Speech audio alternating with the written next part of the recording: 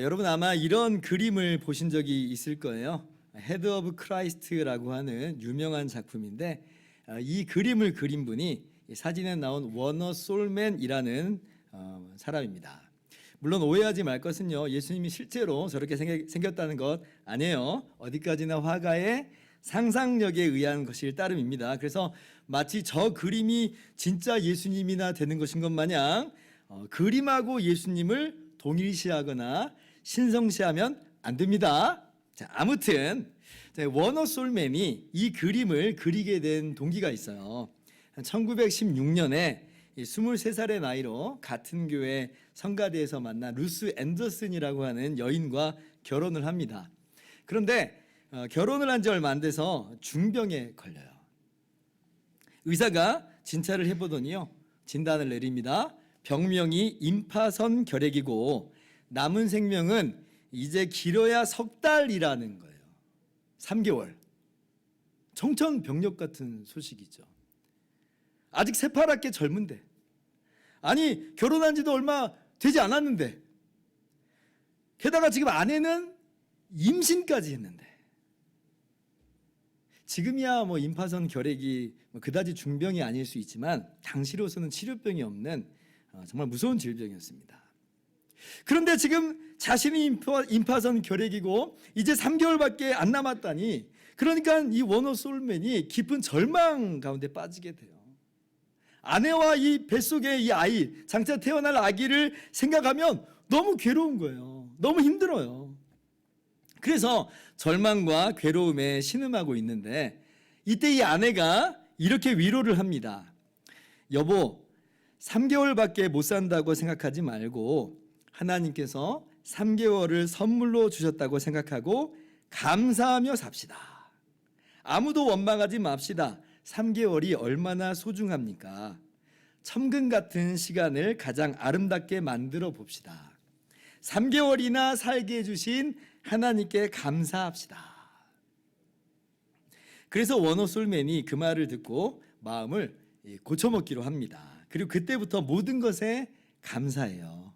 그러면서 자기 생애의 마지막 작품이라고 생각하고 헤드 오브 크라이스트를 감사하면서 그려요. 그런데 여러분 보셨다시피 3개월이 지났는데 어떻게 됐어요? 아까 어떤 그림의 모습이었어요? 할아버지였죠.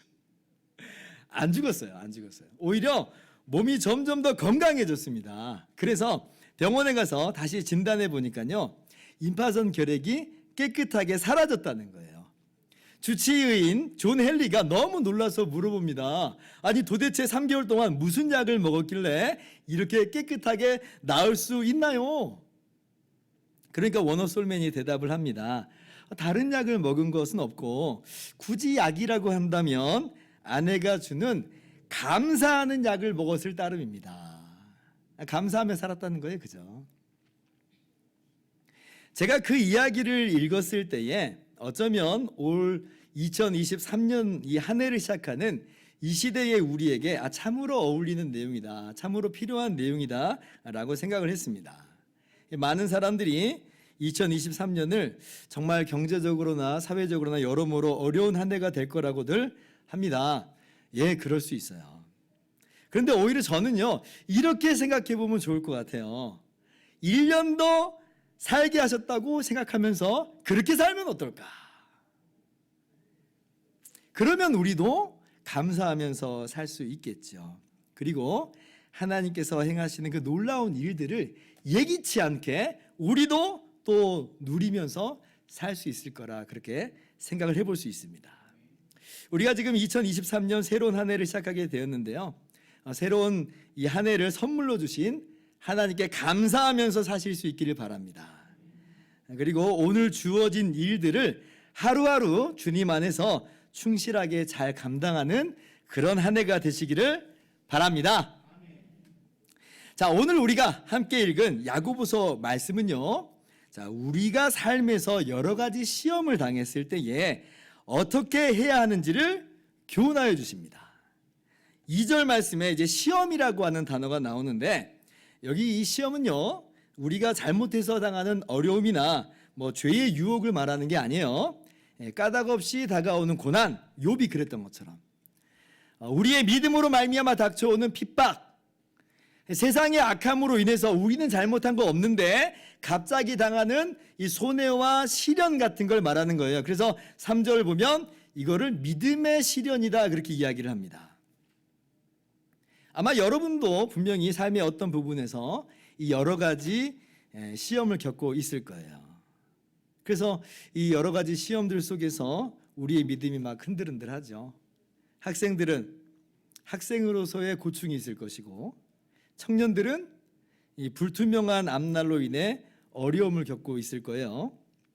경제적 문제나 질병의 문제나 가정에서나 또 사회에서나 여러 인간관계 속에서 만나는 그러한 시험들이 있어요. 전부 우리 믿음의 전쟁터예요. 오히려 우리에게 시험이 없다라고 하는 게 더 이상하게 여겨질 정도로 여러 가지 시험이 우리에게 다가옵니다. 자, 그러면 그 여러 가지 시험을 당했을 때에 우리는 과연 어떻게 해야 하는 걸까요? 어떻게 살아야 될까요? 올 한 해 어떻게 사시겠습니까? 세 가지로 우리가 함께 말씀을 나누도록 합니다. 첫째로, 여러 가지 시험이 우리에게 인내를 가져다 주는 줄을 알고 기뻐해야 합니다. 기뻐해야 돼요. 2절 말씀, 내 형제들아 너희가 여러 가지 시험을 당하거든 온전히 기쁘게 여기라. 온전히 뭐 하라고요? 기쁘게 여기라. 기쁘게 여기라.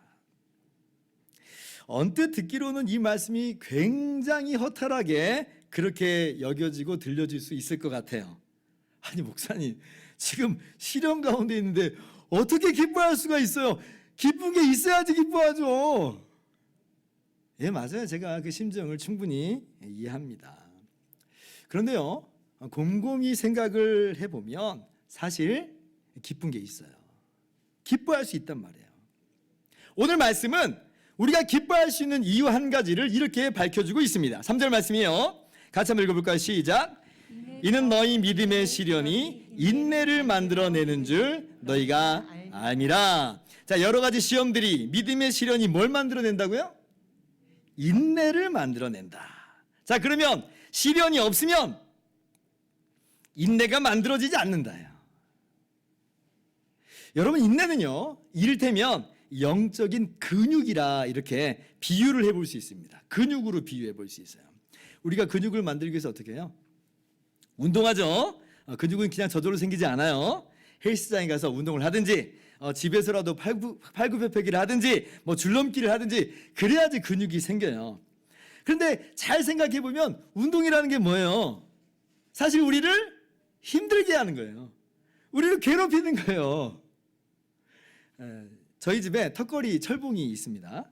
코로나가 한창일 때 집에서 운동 좀 해보겠다고 구입을 했어요. 그래서 하는데 와, 너무 힘들더라고요. 너무 힘들어요. 예전엔 제가 좀 턱걸이 했던 것처럼 생각을 했는데 2개를 제대로 못하겠더라고요. 너무 힘들어요. 근데 뭐 힘들어도 죽을 똥살똥 하니까 실력이 좀 늡니다. 3개, 4개, 5개까지 이제 하게 되더라고요. 근육이 생겨요. 살도 빠지는 것 같아요.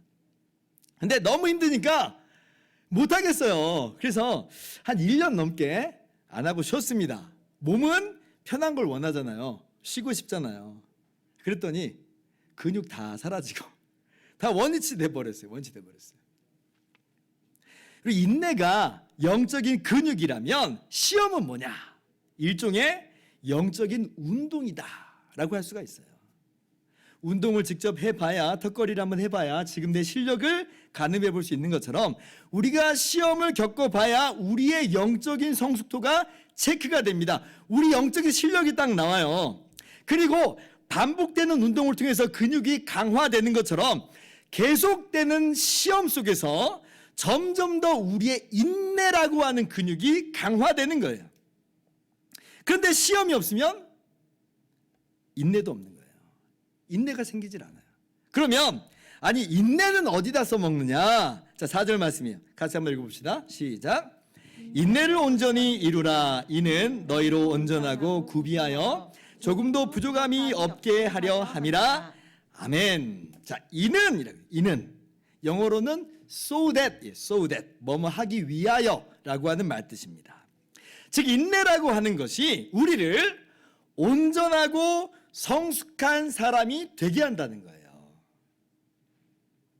마치 근육이 강화되면서 멋진 몸매를 갖게 되는 것처럼, 근육이 강화되면서 몸의 여러 가지 여기저기 아픈 부분들이 낫게 되는 것처럼 인내가 우리의 영적인 성숙함을 증진시킨다는 거예요. 우리에게 영적인 건강을 가져다 준다는 거예요. 자, 다시 한번 예를 들어볼게요.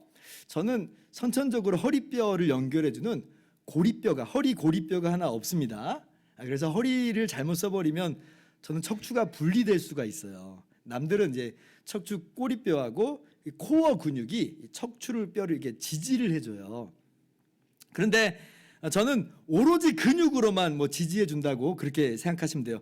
너무 걱정하지 마세요. 아직 젊어서 괜찮습니다. 자, 그런데 만약에 나이가 들어서 이 근육이 약해져 버리면 어떻게 되겠어요? 큰일 나는 거예요. 척추가 분리될 수 있대요. 그래서 저는요, 일부러라도 걷기 운동을 한다든지 이 허리 근육 강화 운동을 해줘야만 해요.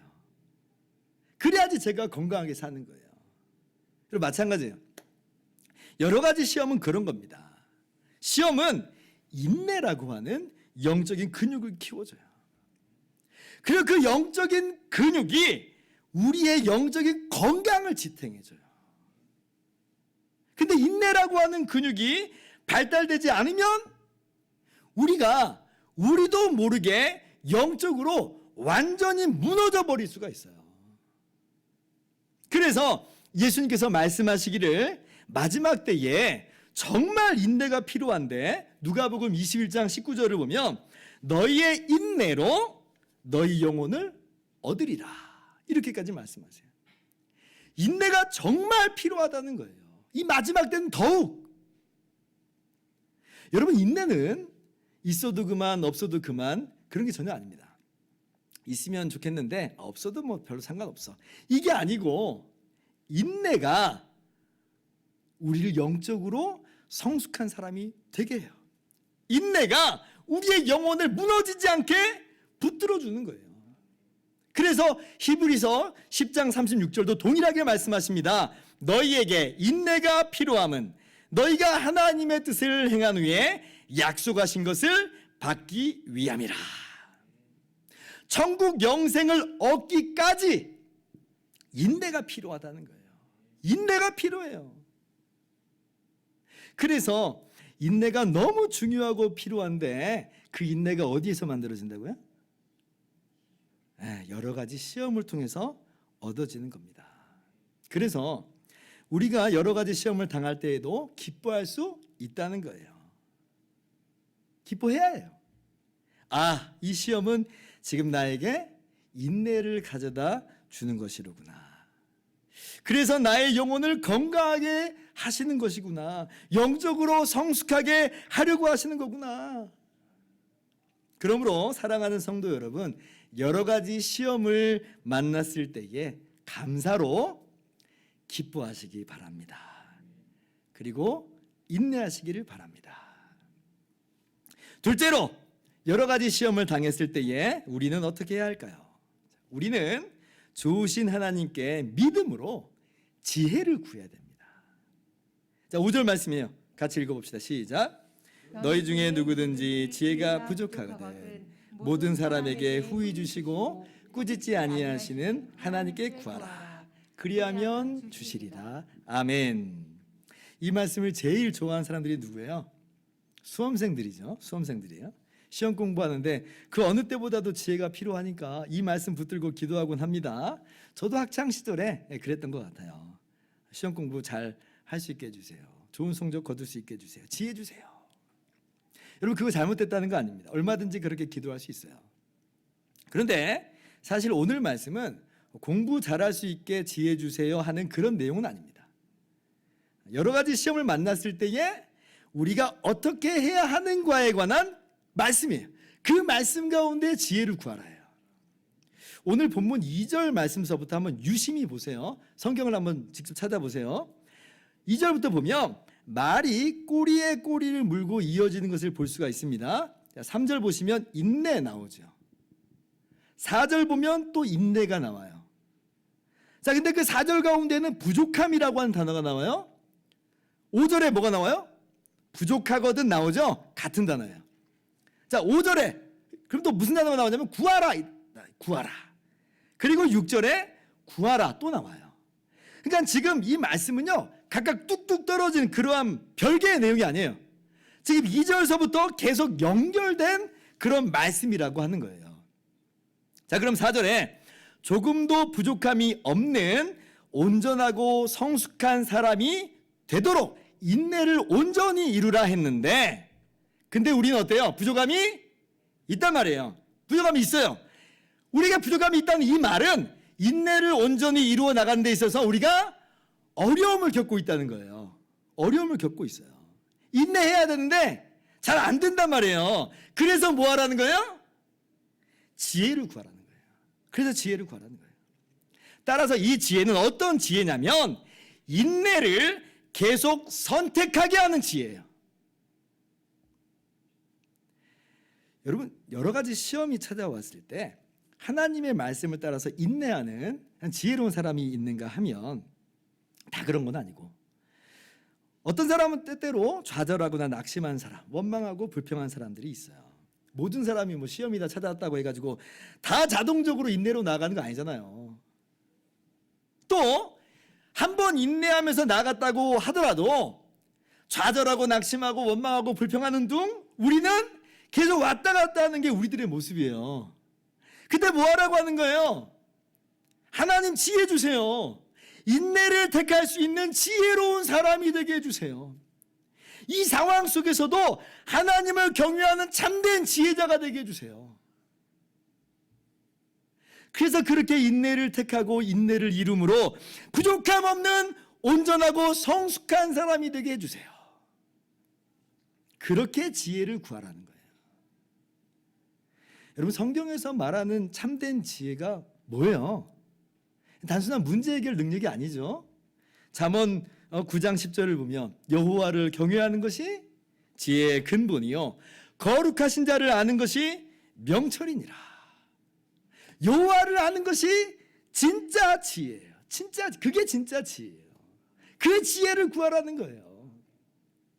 근데 우리 눈에는요 자꾸 다른 것이 눈앞에서 아른아른거리죠.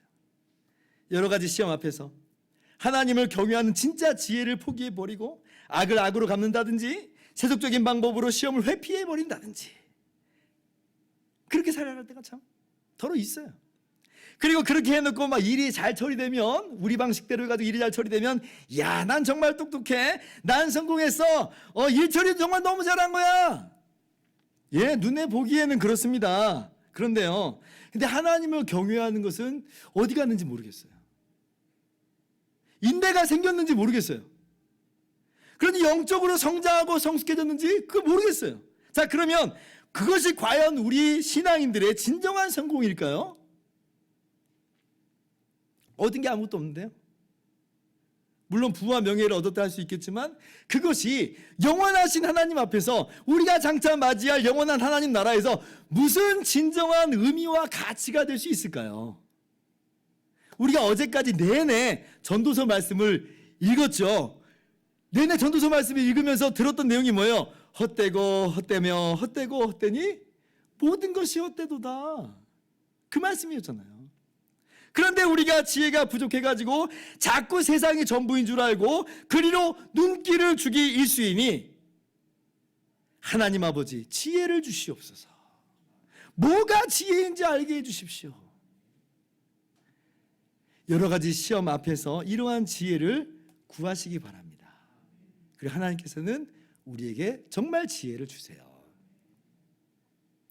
여러분, 그렇다고 문제 해결 능력과 같은 그런 지혜를 전혀 구하지 말라 그런 말씀은 아닙니다. 그런 지혜도 구하세요. 그런 능력도 구하세요. 마치 솔로몬이 하나님께 재판을 잘할 수 있는 지혜를 구했던 것처럼 우리도 얼마든지 그러한 지혜를 구할 수 있죠. 그때 하나님께서 솔로몬의 요청을 기뻐 받으시잖아요. 그래서 지혜를 주시되 전무후무한 지혜를 주시죠. 그래서 여러 가지 시험을 겪을 때에 우리의 부족한 능력을 절감하면서 허우적거릴 때 주님 지혜 주세요. 너무 자연스러운 모습이에요. 괜찮아요. 잠깐 또 하나의 예를 말씀을 좀 드리자면 미국의 폴 마이어라고 하는 이 세일즈 업계의 전설적인 인물이 있습니다. 27살에 최연소 100만 장자 기네스북에 오를 정도였어요. 근데 이제 사실 이 사람이 처음부터 부자는 아니었고 가난한 집에 태어나서 백도 없고 인맥도 없는 사람이에요. 또 천성적으로 내성적인 성격인데 아직 보험업계인 사람이 내성적인 성격이면 어떻게 하자는 거예요? 그래서 적성검사에서 부적격 판정을 받기도 합니다. 근데 이제 기도하면서 할 수 있는 게 이제 이 일밖에 없으니까 바닥부터 시작하는 거예요. 열심히 해요. 열심히 해요. 그런데 이제 그렇게 세일즈를 하는데 어떤 한 사장이 그렇게나 자기를 안 만나주더래요. 아니 세일즈한 사람은 사람을 만나야 되는데 사람이 자기를 안 만나주면 이거 어떻게 하자는 거예요. 그래서 이 폴 마이어가 야고보서 1장 5절을 펼쳐놓고 기도했다 그래요. 하나님께서 지혜가 부족한 자에게 지혜를 주신다 하셨으니 나는 이 말씀 믿습니다. 하나님 저에게 그 사람을 만날 수 있는 지혜를 주십시오. 이렇게 기도를 했대요. 그랬더니 하나님이 정말 지혜를 주시더래요. 폴 마이어가 그래서 하나님이 주신 지혜대로 편지를 씁니다. 사장님, 저는 날마다 하나님을 만날 수 있는데 어째서 당신은 한 번도 만날 수가 없는 겁니까? 사장님이 제가 믿는 하나님보다 더 높다는 말인가요? 근데 이제 그대로 보냈다가는 뭐 읽어보지도 않을 것 같잖아요. 그래서 예쁜 상자를 준비해가지고 포장도 잘해서 비서에게 전달하라고 이렇게 부탁을 합니다. 선물인 줄 알겠잖아요. 그래서 비서가 사장에게 전달을 했고 사장은 선물인 줄 알고 풀어봤어요. 근데 거기에 선물은 없고 편지만 있는 거예요. 근데 하나님의 은혜가 있어가지고 그 편지를 읽어요. 그 편지를 읽고 감동을 받고 그리고 고객이 되었다는 그런 일화예요. 그래서 여러 가지 시험 앞에서 문제 해결 능력과 같은 그런 지혜 구하세요. 구하세요. 지금 우리에게 정말 필요한 모습 중에 하나가 또 그런 모습이에요. 하나님께서 응답하실 겁니다. 자, 그러나 그것보다 훨씬 더 중요한 지혜를 구해야 될 것은 시험 앞에서 하나님을 경외하는 자가 되게 하소서. 하나님을 경외하는 참된 지혜자가 되게 하소서. 인내를 택할 수 있는 지혜를 주시옵소서. 구하시기를 바랍니다. 하나님께서 진정한 지혜를 주실 것입니다. 셋째로 여러 가지 시험을 만날 때에 우리가 어떻게 해야 되는가 할 때에 여러 가지 시험을 만날 때라도 우리의 신분과 정체성을 기억하면서 자랑하며 사시기를 바랍니다. 자, 9절 말씀. 자, 낮은 형제는 자기의 높음을 자랑하고 10절 같이요.